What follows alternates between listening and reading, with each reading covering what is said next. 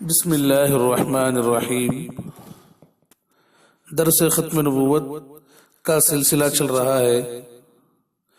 آج آپ حضرات کے سامنے یہ تفصیل پیش کرنا ہے کہ قادیانیوں میں عیسائیوں کے عقائد کی بھی مشابہت بلکہ آمیزش پائی جاتی ہے۔ دیکھیے، جس طرح مسلمانوں کا عقیدہ ہے، قرآن شریف صاف صاف کہہ رہا ہے کہ حضرت مسیح علیہ السلام صلیب پر نہیں چڑھائے گئے۔ وما صلبوہ کہہ رہا ہے قرآن شریف کہ حضرت عیسیٰ علیہ السلام کو انہوں نے سولی پر نہیں چڑھایا، صلیب پر نہیں چڑھایا۔ قرآن شریف کہہ رہا ہے بل رفعہ اللہ الیہ کہ حضرت عیسیٰ علیہ السلام کو اللہ تعالیٰ نے اپنے پاس اٹھا لیا تھا۔ اس کے بالمقابل نصارہ کہتے ہیں کہ یہود نے حضرت عیسیٰ علیہ السلام کو صلیب پر چڑھا دیا۔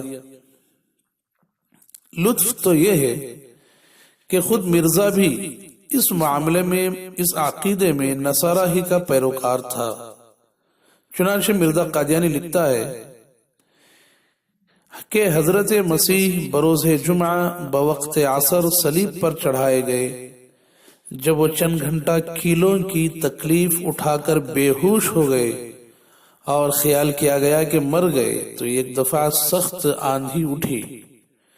نزول المسیح در روحانی خزائن جلد نمبر 18 صفحہ نمبر 396 کا حاشیہ۔ تو مرزائیوں نے عیسائیوں کے خلاف جو کچھ لکھا، یعنی ایک طرف تو اس عقیدے میں مرزا قادیانی عیسائیوں کی بالکل پیروی کر رہا ہے،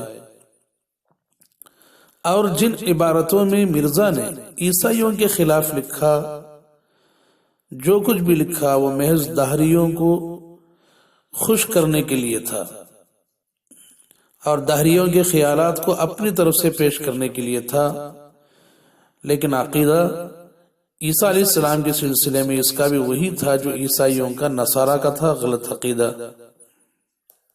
ائمہ تلبیس میں مولانا ابو القاسم محمد رفیق دلاوری رحمۃ اللہ علیہ جلد نمبر 2 میں صفحہ نمبر 354 میں فرماتے ہیں، جس طرح نصارہ حضرت مسیح ابن مریم علیہ السلام کے ابن اللہ ہونے کے قائل ہیں، یعنی نصارہ حضرت مسیح ابن مریم علیہ السلام کے بارے میں یہ کہتے ہیں کہ وہ اللہ کے بیٹے تھے۔ قرآن شریف نے اس کی پرزور تردید کی ہے، انکار کیا ہے۔ اسی طرح مرزا بھی معاذ اللہ اپنے بارے میں یہ دعویٰ کیا ہے کہ وہ اللہ تعالیٰ کی اولاد ہے۔ مرزا نے خود اپنے بارے میں یہ دعویٰ کیا ہے کہ وہ اللہ کے اولاد ہے۔ تو دیکھو، اس میں بھی نصارہ کے عقیدے کی پرزور تائید ہو رہی ہے۔ نصارہ تو حضرت عیسیٰ علیہ السلام کو اللہ کا بیٹا کہہ رہے ہیں اور یہ خود اپنے آپ کو اللہ تعالیٰ کا بیٹا کہہ رہا ہے۔ چنانچہ اس کا ایک الہام یہ پیش کرتا ہے کہ انت منی بمنزلت اولادی،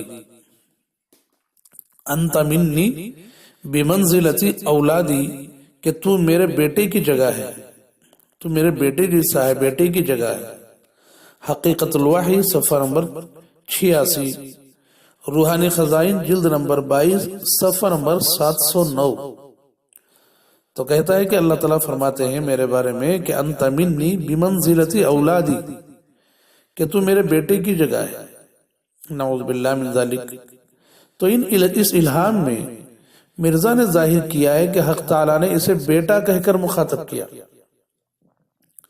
ایک اور الہام ہے اس کا، کہتا ہے کہ انت من مائنا وہم من فشل، انت من مائنا وہم من فشل، کہ تو میرے پانی یعنی نطفے سے، نعوذ باللہ نعوذ باللہ، یعنی اللہ تعالیٰ اس سے کہہ رہے ہیں کہ تو میرے نطفے سے ہے اور دوسرے لوگ گندی مٹی سے بنے۔ 40 نمبر 2 میں مرزا نے اپنے آپ کو معاذ اللہ نطفہ خدا بنایا ہے۔ روحانی خزائن جلد نمبر 17 صفحہ نمبر 385۔ حالانکہ ولد اور ابن وغیرہ وہ الفاظ ہیں جنہیں اللہ تعالیٰ نے قرآن پاک میں شرک قرار دیا ہے اور ان کی پرزور مذمت اللہ تعالیٰ نے فرمائی ہے، اور اس طرح کے الفاظ استعمال کرنے والوں کو مشرکین قرار دیا ہے اللہ تعالیٰ نے۔ تو ایسا لفظ مرزا قادیانی نے اپنے لیے استعمال کیا ہے۔ اب آگے دیکھیے، مرزا بشیر احمد جو مرزا قادیانی کا بیٹا ہے، اس نے اس لفظ کی تعویل کی ہے، انت بنی بمنزلت ولدی کی تعویل کرتے ہوئے لکھتا ہے کہ اس الہام میں بمنزل ولد کہا گیا ہے، ولد نہیں کہا گیا، نہ کہ ولد، جس کی یہ معنی ہے کہ اللہ تعالیٰ آپ سے اسی طرح محبت کرتا ہے اور اسی طرح حفاظت فرماتا ہے جس طرح ایک باپ اپنے بیٹے کے ساتھ کرتا ہے۔ سیرت المہدی جلد نمبر 3 صفحہ نمبر 271۔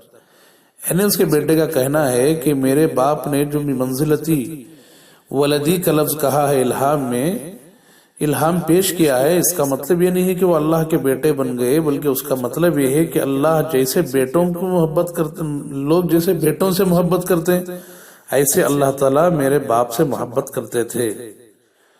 پھر بھی ہم کہتے ہیں کہ یہ شرک سے خالی نہیں ہے۔